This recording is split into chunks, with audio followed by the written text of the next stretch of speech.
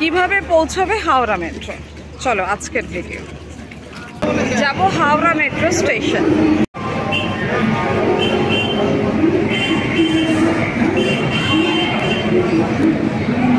Howrah metro station যেতে গেলে ঠিক এই টু প্ল্যাটফর্ম নাম্বার 17 থেকে 23 হাওড়া মেট্রো স্টেশন যেখানটা লেখা আছে ঠিক তার সামনেটা দিয়ে আমরা বেরিয়ে যাচ্ছি।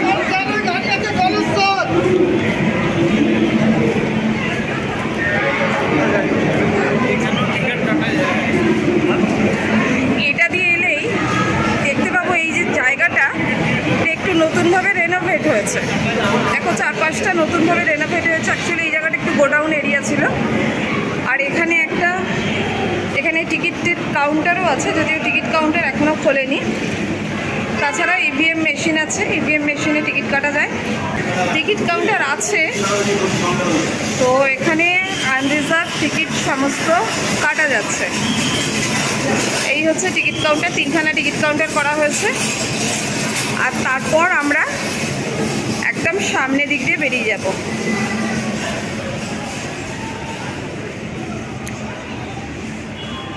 বেরিয়ে এলাম আমরা।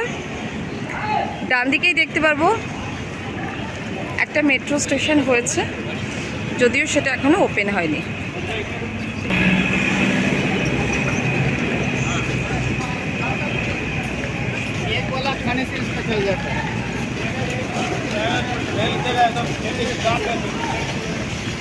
আর আমরা পৌঁছে যাব হাওড়া মেট্রো স্টেশন। সামনেই দেখা যাচ্ছে হাওড়া মেট্রো স্টেশনে তিনটে গেট। মাঝেরটা হচ্ছে এ, একদম ডান দিকে যেটা সেটা হচ্ছে সি, আর বাঁদিকে যেটা সেটা হচ্ছে বি। তিনটে গেট আছে। 3টে গেটের যে কোনোটা দিয়ে হাওড়া মেট্রো স্টেশনে পৌঁছে যায়। তো আমরা পৌঁছে গেছি হাওড়া মেট্রো স্টেশন। তো এখানে বলি, আমার কিন্তু এই হাওড়া মেট্রো কিভাবে যাবে এর উপর অলরেডি একটা ভিডিও বানানো আছে, কিন্তু আগে 14-15 নম্বর দিয়ে আসা যেত, এখন 14-15 দিয়ে আর আসা যাচ্ছে না। তার জন্য আমার এই ভিডিওটা বানানো, আশা করি তোমাদের কাজে আসবে।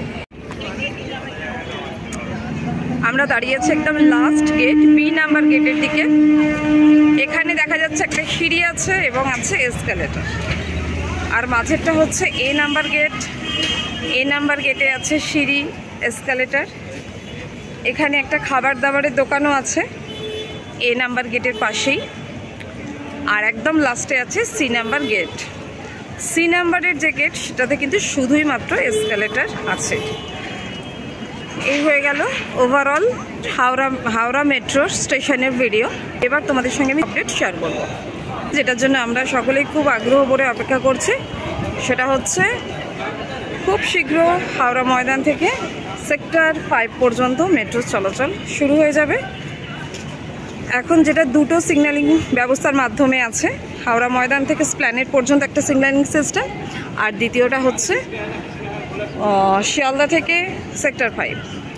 পুরোটাকেই একটাই সিগন্যালিং সিস্টেমের আওতায় আনা সম্ভব হয়েছে এবং এখন শুধু আমাদের অপেক্ষা কখন আমাদের জন্য সার্ভিসটা চালু হয়, এটারই অপেক্ষা। তো চলো আজকের ভিডিও এই পর্যন্ত। আশা করি তোমাদের ভিডিওটা কাজে লাগবে এবং ভালো লাগবে।